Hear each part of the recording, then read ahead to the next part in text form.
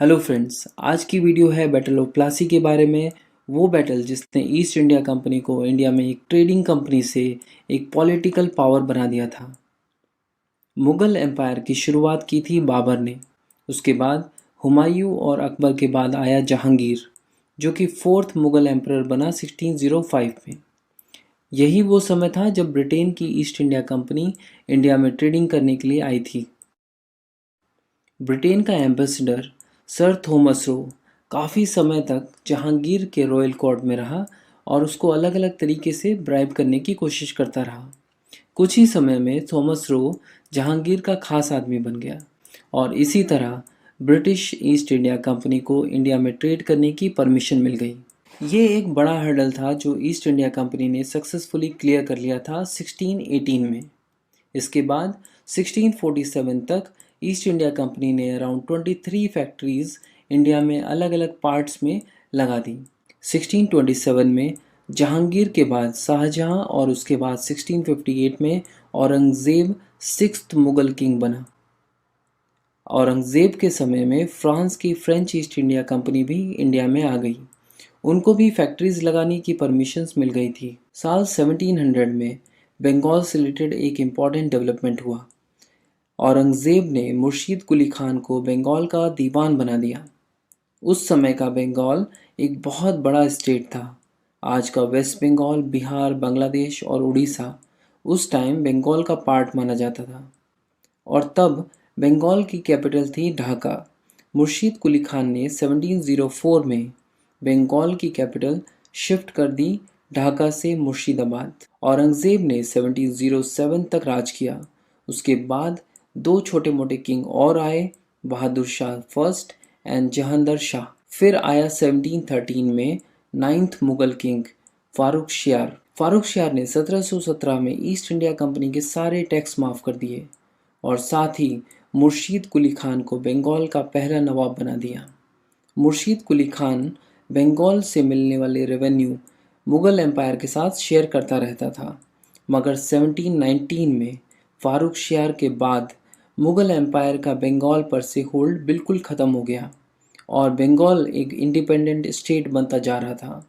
1727 में मुर्शीद कुली खान ने अपने दामाद शुजा-उद-दीन मोहम्मद को बंगाल का नवाब बना दिया। शुजा-उद-दीन का एक वफादार सिपाही था अलीवर्दी खान। अलीवर्दी खान की काबिलियत को देखते हुए उसे जल्दी ही आर्मी का जनरल बना दिया गया और उसके कुछ समय के बाद 1733 में अलीवर्दी खान को बिहार का डिप्टी सूबेदार भी बना दिया गया। बट 1739 में शुजा-उद-दीन के बाद सरफराज खान बंगाल का नवाब बना। अलीवर्दी खान अब एक डिप्टी सूबेदार बनकर नहीं रहना चाहता था। उसने 1740 में बैटल ऑफ गिरिया में सरफराज खान को मार दिया और खुद को बंगाल का नवाब बना दिया। अलीवर्दी खान 1756 तक बंगाल का नवाब रहा। उसकी डेथ के बाद 1756 में ही अलीवर्दी खान का ग्रैंडसन सिराजुद्दीन दौला 23 साल की उम्र में बंगाल का नवाब बना। सिराजुद्दीन दौला ने देखा कि बंगाल में ब्रिटिशर्स अपने किले वगैरह बना रहे हैं। फोर्ट विलियम, जो कि ब्रिटिश ईस्ट इंडिया कंपनी का एक किला था, उसकी किलेबंदी भी चल रही है। एक्चुअली 1756 में यूरोप में 7 ईयर्स वॉर शुरू हो चुका था, जिसमें ब्रिटेन और फ्रांस एक दूसरे के अगेंस्ट खड़े थे। तो ऐसे समय में ब्रिटिशर्स को लग रहा था कि फ्रेंच ईस्ट इंडिया कंपनी उनकी फैक्ट्रीज पर अटैक कर सकती है। इसके अलावा मराठा आर्मी बीच बीच में बंगाल पर अटैक करते ही रहते थे, इसलिए ब्रिटिशर्स किलों की किलेबंदी कर रही थी ताकि उनकी फैक्ट्रीज सुरक्षित रहें। लेकिन ब्रिटिश ईस्ट इंडिया कंपनी की कोई दलील सिराजुद्दीन दौला को जेन्युइन नहीं लग रही थी। वो क्लियर था कि बंगाल की ज़मीन पर अंग्रेज़ कोई भी किला नहीं बना सकते। उसके अलावा ब्रिटिशर्स और फ्रेंच दबाकर पैसा छाप रहे थे, लेकिन बंगाल को किसी तरह का कोई टैक्स नहीं मिल रहा था। उसका मानना था कि फारूक शियार ने जो टैक्स पर छूट दी थी 1717 में, तब से ज़माना बदल गया है। बंगाल अब मुगल के अधीन नहीं है। अब बंगाल में नवाबों का रूल चलना चाहिए, ब्रिटिशर्स को टैक्स देना ही पड़ेगा। सिराजुद्दीन दौला ने तुरंत इस पर एक्शन लिया और उसने British of French east India company के रिप्रेजेंटेटिव्स को बुलाया और इमीडिएटली उनके किले और फोर्टिफिकेशंस को बंद करने के लिए कहा। साथ ही अब से उनको टैक्स देना पड़ेगा, इसकी बात उनको समझाई। फ्रेंच ईस्ट इंडिया कंपनी ने सिराजुद्दीन दौला की बात को मान लिया, लेकिन ईस्ट इंडिया कंपनी ने साफ मना कर दिया। इसीलिए सिराजुद्दीन दौला ने एक बड़ी फौज लेकर फोर्ट विलियम पर अटैक कर दिया। अटैक करने के बाद ज़्यादातर अंग्रेज वहाँ से भाग गए, पर अराउंड 146 लोग पकड़े गए, जिसमें बच्चे और औरतें भी थी। उन्हें फोर्ट विलियम के एक छोटे से गार्ड रूम में बंद कर दिया गया। अगली सुबह जब दरवाज़ा खुला तो 146 में से सिर्फ 23 लोग जिंदा मिले, बाकी लोग दम घुटने की वजह से मर गए। इस घटना को ब्लैक होल के नाम से जाना जाता है और सिराजुद्दीन ने फोर्ट विलियम को अपने कब्जे में ले लिया। भागे हुए लोग पुल्टा नाम की जगह में छुपे हुए थे।